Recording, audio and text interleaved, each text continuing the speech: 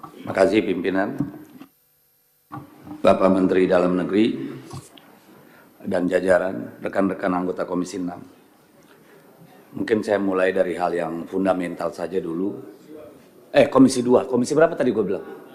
Ternyata gue udah kangen banget balik Komisi 6. Jadi gini Pak, bagaimanapun kan dalam sebuah perencanaan kan ada logical framework Pak. Itu kan basis kita membuat rencana, bukan ketersediaan anggaran.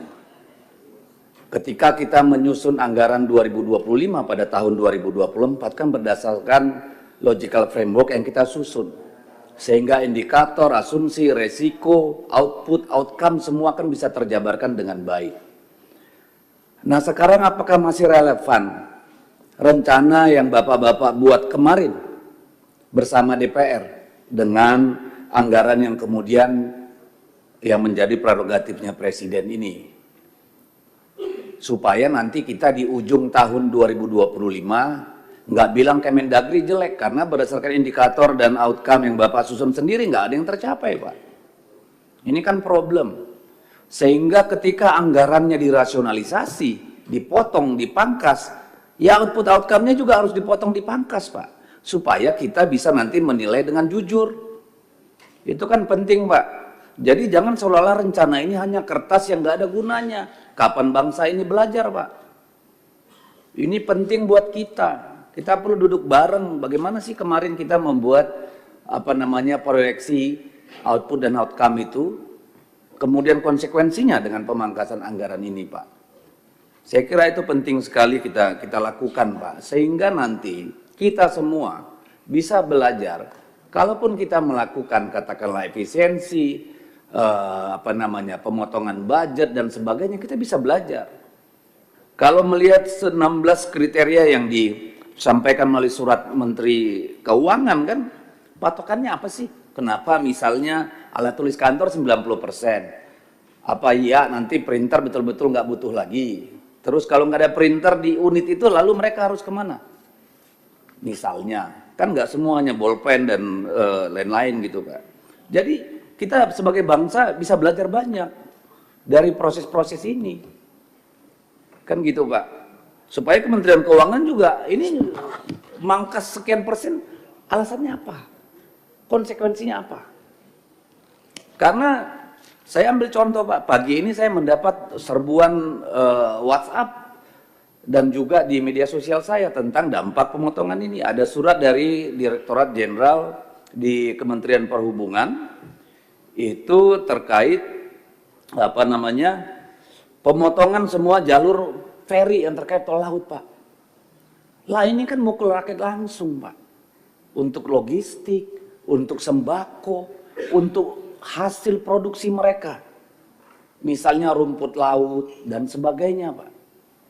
Konsekuensinya langsung dirasakan oleh rakyat di bawah Pak. Yang pertama merasakan itu rakyat di bawah. Nah ini bagaimana memitigasinya? Kan di sini kemudian Kementerian Dalam Negeri harus duduk bareng dengan pemerintah daerah. Kalau menurut saya, kan harus lihat nih semua motong. Ini kan ngurus rakyat gitu kan. Kalau menurut saya nih kan harus Kementerian Dalam Negeri jadi jenderalnya nih. Jadi konduktornya Pak. Lalu bagaimana memitigasi ini? Kan gubernur sebagai wakil pemerintah pusat di daerah. Kan begitu logikanya. Tentu kan harus bersinergi Pak. Bagaimana dampak-dampak seperti ini kemudian bisa dimitigasi supaya resikonya seminim mungkin terhadap masyarakat maupun terhadap pertumbuhan ekonomi kita. Ini jangan sampai dilewatkan Pak. Kalau menurut saya. Karena kemudian nanti pertanyaannya, lalu yang ngurus rakyatnya siapa? Kalau di pusat semua bilang, ya kami dipotong. Mohon maaf, kami terbatas. Lalu provinsi bagaimana? Kabupaten gimana? Lalu rakyat hanya bisa teriak. Ini akan terakumulasi Pak, menjadi ketidakpuasan sosial Pak. Jadi tolong supaya ada langkah dari Kementerian Dalam Negeri, terutama nanti desa Pak. Supaya betul-betul nyambung tuh dari atas ke bawah. Ini sudah banyak disampaikan, saya apresiasi pencapaian Kementerian Dalam Negeri, penghargaan dan juga dari Badan Nasional Pengelola Perbatasan Pak. Yang tidak disampaikan pada kita, ada nggak sih masalah yang belum terpecahkan? Ada nggak lesson learn yang kita dapat dari tahun kemarin, Pak? Kan perlu, Pak. Ya kan, kalau kan nggak mungkin 100% keberhasilan, Pak. Di mana kita masih perlu ada ruang yang masih harus kita perbaiki, Pak, dalam pelayanan atau katakanlah kinerja dari kementerian kita dan lembaga kita ini, Pak. Kemudian yang ketiga, Pak, tadi saya menyambung yang sahabat saya sampaikan tentang nomenklatur anggaran desa itu, Pak. Memang ini keluhan selalu, Pak. Bapak juga mungkin sudah bosan mendengarnya. Dan saya ngalamin langsung, Pak. Wilayah saya itu wilayah pedalaman, Pak. Rakyat minta ambulans, saya kasih ambulans. Ambulans darat, ambulans air. Pelayanan kesehatan. Tapi namanya orang miskin di desa, Pak. Kita kasih ambulans, kita kasih mobil tangki air, kita kasih mobil mayat. Yang biayain siapa? Orang miskin. Anggaran desa bisa nggak sih, Pak? Karena kepala desa selalu bilang, nggak bisa. Lalu bagaimana? Kan nggak mungkin kita anggota dewan ini dipaksa terus, Pak. Dari mana, Pak? Harus nyolong kita kalau harus seluruhnya kita yang biayain. Ini kan harusnya negara, Pak. Dapil saya, Pak, misalnya di perbatasan di Lumbis sana, Pak. Kalau naik ke Tingting sampai ke kecamatan terdekat itu 4,5 jam, Pak. Nyewa bot bawa orang meninggal, Pak. Itu bisa sampai 5 juta, Pak, 6 juta. Dari mana uang mereka? Ini kan problem-problem yang harus dijawab oleh kita, Pak. Termasuk kemudian dalam rencana desa itu sendiri, Pak. Sebenarnya badan perwakilan desa itu ada fungsinya atau enggak? Karena seringkali kan itu enggak ada gunanya, karena ketika ditemukan irisan antara keinginan masyarakat di sana dengan keputusan nomenklatur anggaran itu bisa nggak ketemu, Pak. Nggak ketemu, nggak menjawab anggaran desa itu kebutuhan masyarakat. Jadi yang namanya musrenbang desa itu juga hampir nggak ada gunanya, Pak. Ini bagaimana kita mengakali, bagaimana kita menengineer supaya makin hari makin connect, Pak. Nggak usah jauh-jauh yang desa. Kabupaten kota aja, Pak. Dulu tahun 2000-an kami pernah melakukan studi. Antara perda yang dibuat dengan hasil rembuk rakyat itu nggak ketemu 90%, Pak. Itulah betapa kita masih sangat buruk dalam hal perencanaan, Pak. Baik sisi kebijakan maupun belanja. Nah, kemudian saya kira itu yang paling penting untuk Kementerian Dalam Negeri, Pak. Ya, kita perlu menyimak kembali itu soal efisiensi anggaran kita dan juga soal pemerintah desa. Nah, saya akan masuk ke badan perbatasan, Pak. Saya kemarin periode kemarin itu juga DPR bikin semacam pokja perbatasan. Satu kali pun nggak pernah rapat, Pak. Iya kan?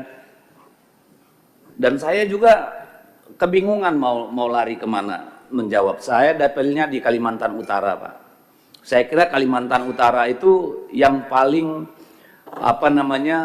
problematik, perbatasannya paling kompleks, Pak. Dia punya perbatasan sungai, perbatasan darat, perbatasan laut, semua kita ada. Dan dibanding daerah-daerah lain termasuk Papua, paling menyedihkan Kalimantan Utara, Pak. Karena anggaran kita kemarin ke Papua itu besar sekali, Pak, untuk membangun akses jalan. Bapak Kepala Badan Perbatasan ada nggak di sini?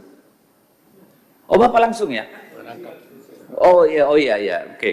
Kapan-kapan sama saya, Pak, ke Nunukan, Pak, ke Long Ampung, ke Krayang. Ya, kalau sebatik enak, Pak, kita naik speed bisa, Pak. Tapi ini saya tunjukkan Bapak ini bagaimana di Malinau untuk mengangkat mobil Fortuner aja, Pak. Ini, Pak, naik speed, Pak. Oh, udah ya, ke Lumbis. Oh, kalau Krayan oke. Naik pesawat kita, Pak. Lumbis, Pak. Ke Long Ampung, ke Longbawan, Pak. Ya, kalau jatuh ya udah. Jadi saya berharap Badan Perbatasan itu menjadi dirijen pembangunan wilayah, Pak, di perbatasan. Jadi walaupun anggarannya kecil, tapi dia bisa mengintegrasikan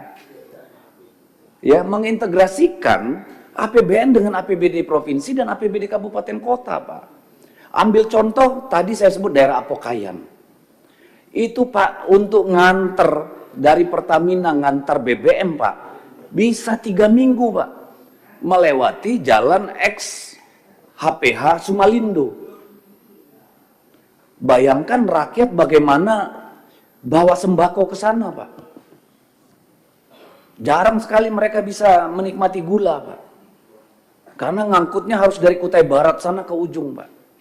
Itu bertaruh nyawa semua Pak. Kalau saya kirim nanti gambar-gambarnya bagaimana jembatan mereka di sana. Tapi memang bukan tugas Bapak.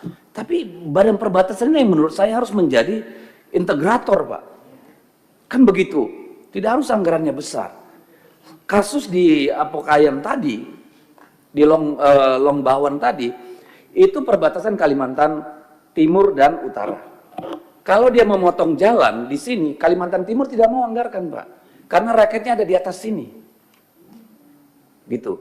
Pusatnya ya nunggu siapa yang maju. Saya bolak-balik balai di Kaltim dan Kaltara, semuanya lepas tangan Pak. Bahkan sudah ke Menteri PU, nggak selesai juga Pak. Harusnya disitulah Badan Perbatasan ini memainkan peran yang strategik kalau menurut saya Pak. Ya, itu pertama. Yang kedua, dengan adanya PLBN itu malah membuat rakyat rugi Pak. Kenapa? Begitu kita canangkan pembangunan PLBN, Malaysia itu speed up their development program Pak. Mereka bangun akses jalan, mereka bangun perumahan, mereka bangun kebun sawit, kita tertatih-tatih Pak.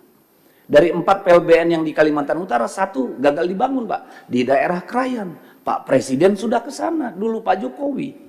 Batal dibangun Pak. Rakyat dipersulit masuk ke dalam untuk melakukan perdagangan lintas batas. Saya tanya Menteri Perdagangan angkat tangan, Menteri Luar Negeri angkat tangan, lalu mau tanya siapa lagi? Akhirnya konflik lagi masyarakat, ada kepentingan-kepentingan, siapa yang bisa berdagang, siapa yang enggak. Sampai sekarang jalan tembus Krayan juga belum jadi-jadi Pak, anggarannya digeser lagi ke PSN, ke program PLTA itu. Nah, saya tidak mau menyalahkan Kementerian Dalam Negeri, Pak. Tapi kita ingin mendorong Badan Nasional Pengelola Perbatasan ini betul-betul punya power, Pak, untuk mensinergikan itu semua, Pak. Kasihan, Pak. Dulu waktu COVID itu 1 tabung LPG, Pak, bisa 2,5 juta, Pak. Saya sampai maksa Pertamina terbangkan gas LPG naik pesawat, Pak. Tapi yang bisa diangkutkan dikit. Lalu orang kembali pakai kayu bakar. Padahal Krayan itu penghasil beras paling enak di dunia. Semua Sultan Malaysia makannya beras Krayan, Pak. Bayangkan kalau itu keluar, mereka bisa berdagang dengan baik, jalannya tembus. Itu luar biasa, Pak. Demikian juga di daerah Long Ampung, Apokayan, daerah Lumbis. Dulu kita berharap dari JIPP, Jalan Inspeksi Patok Perbatasan, berhenti, Pak. Tahun 2015-16 sudah nggak jalan lagi, Pak. Jadi betul-betul rakyat disuruh bertarung sendiri, padahal mereka lah wajah republik, Pak. Mereka di beranda depan negara. Bagaimana kita nggak dilecehkan orang Malaysia, rakyat kita datang ke sana, jualan, wah kami nggak butuh. Terpaksa dijual dengan harga sangat miring, Pak. Kan sedih banget sebagai bangsa. Kayak begitu. Jadi saya tolong Pak, Kalimantan Barat tuh udah maju banget Pak dibangun. Tapi Kalimantan Utara jauh tertinggal. Padahal sangat kaya oil, gas, miningnya batu bara, kebun sawit, HTI semua ada Pak. Semua ada, rumput lautnya kaya. Tapi mereka hidup sendiri tanpa campur tangan negara Pak. Sekarang harga rumput laut Pak itu di bawah Rp8.000, dari tadinya Rp16.000, Rp18.000. Apa nggak jerit? Utang di bank. Tambah lagi ini tol laut diputus oleh Dirjen Perhubungan Darat, Kementerian Perhubungan, matilah rakyat nih. Ini kan problem yang harus kita jawab. Dan saya sangat berharap sebenarnya Badan Pengelola Perbatasan Badan Nasional ini betul-betul berperan penting. Harus ada ratas khusus Badan Pengelola Perbatasan ini dengan Presiden, Pak. Karena Jakarta bagus-bagus, kita bangun IKN, tapi rakyat di perbatasan, mereka bilang kami cinta negara ini. Negaranya cinta nggak sama kami? Kan sedih, Pak. Kalau memang nggak mau diurus, yang namanya OBP itu udah kasih aja ke Malaysia. Kita nggak bisa ngurus rakyat kita. Kan problem kita ini. Tadi saya sampai lupa Pak, terakhir tadi saya mau ngomong. Terakhir Pak, saya berharap, ini kan rencana sudah lama. Daerah perbatasan itu, dulu waktu Perdana Menteri Malaysia datang, kalau nggak salah itu daerah penyangga itu dibatas lagi, belt itu, border belt. Katanya mau dibikin sawit atau apapun, itu benar nggak Pak? Kalau itu benar saya kira akan sangat membantu Pak. Ya, supaya rakyat benar-benar menikmati yang namanya merdeka, punya tanah air gitu Pak. Jangan hanya pengusaha aja punya ratusan ribu hektar Pak. Rakyat juga butuh Pak. Saya kira kalau itu bisa dikembangkan betul-betul untuk orang perbatasan. Mereka nggak butuh terlalu banyak kok Pak. Orang di Krayan walaupun terisolir Pak hanya bisa dengan pesawat. Anaknya pada sarjana semua kok Pak umumnya Pak. Di Apokayan juga begitu. Mereka nggak mau ngemis. Yang menjadi tanggung jawab negara aja kerjakan deh. Gitu Pak Menteri. Mohon disampaikan pada Bapak Presiden, Menteri PU, Bappenas, Kemenkeu. Saya kira itu. Terima kasih pimpinan.